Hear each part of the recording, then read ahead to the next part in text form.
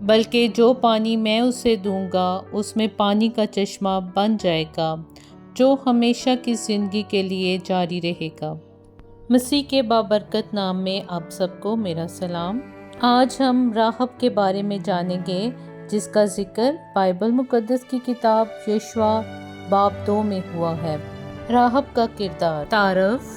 نام کا مطلب تشدد، دنگا فساد، فقر، قوم کنانی، رہائش یرو، شوہر سلمون، بیٹا بوز۔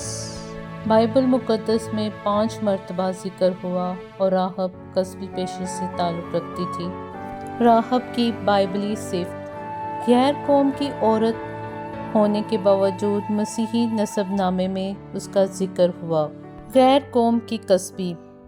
خداوند نے موسیٰ کی معرفت حکم دیا تھا کہ اسرائیلی عورتوں میں سے کوئی فحشا نہ ہو، لیکن غیر قوموں میں تو ایسا دستور پایا جاتا تھا۔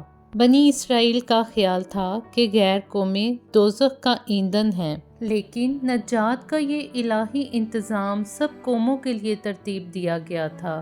بس اسی طرح راہب جیسی غیر قوم عورت بھی یہودی نسل میں شامل اور مسیح یسوع کے نسب نامے میں شمار کی گئی۔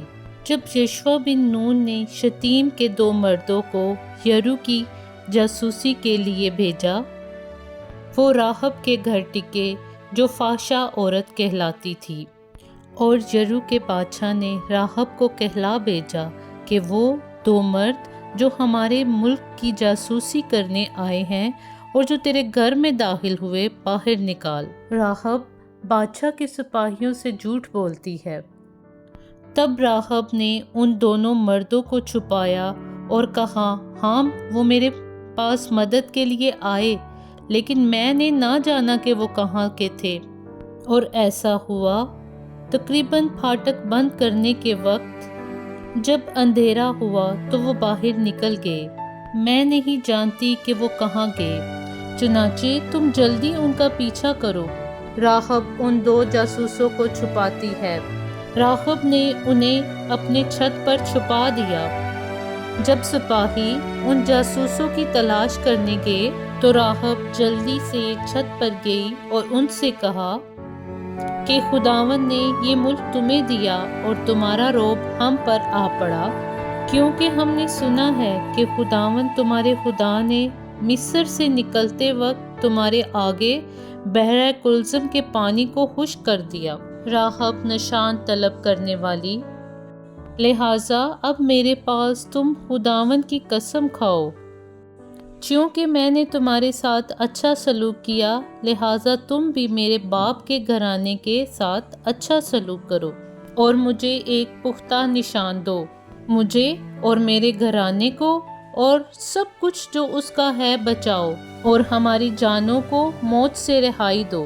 تب ان آدمیوں نے راہب سے کہا، اگر تو ہمارے اس معاملے کو ظاہر نہ کرے اور جب خداوند ہمیں یہ ملک عطا کر دے گا تو ہم تیرے ساتھ اچھا اور وفاداری کا سلوک کریں گے۔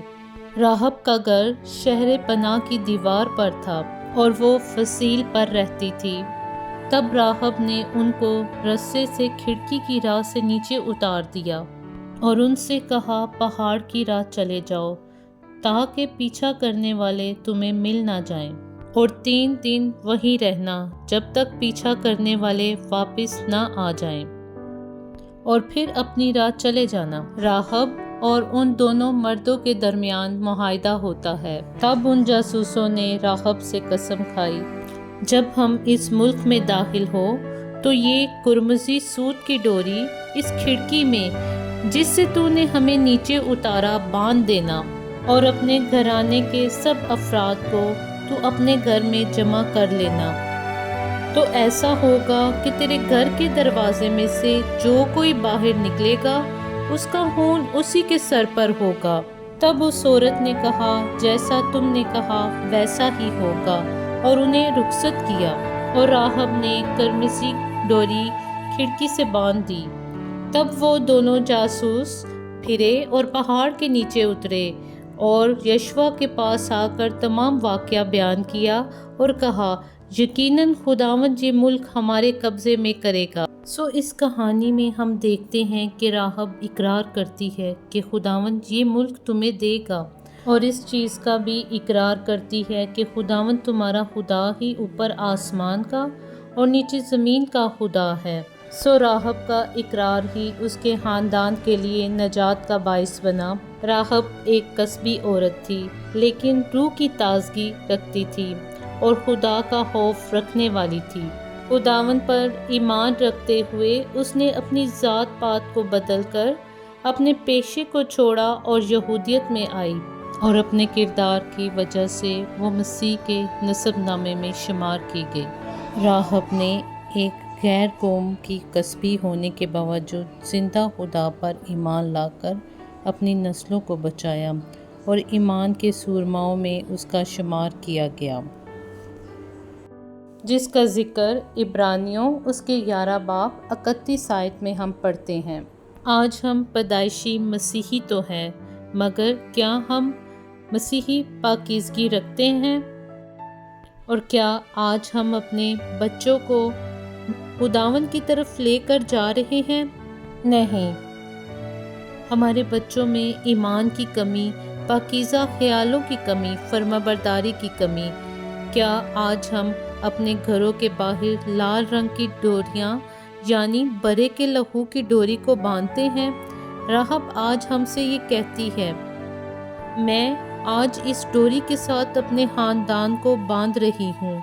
آپ بھی مسیح یسوع کے کنیکشن کی ڈوری کو اپنے گھروں اور اپنے خاندانوں کے ساتھ باندھیں، تاکہ آپ کے گھرانے بھی راہب کے گھرانے کی طرح باعث برکت ہوں اور مسیح میں شمار کیے جائیں۔ خداوند آپ کو اس کہانی کے وسیلہ سے بڑی برکت دے، آمین۔ Study of faith vision fellowship.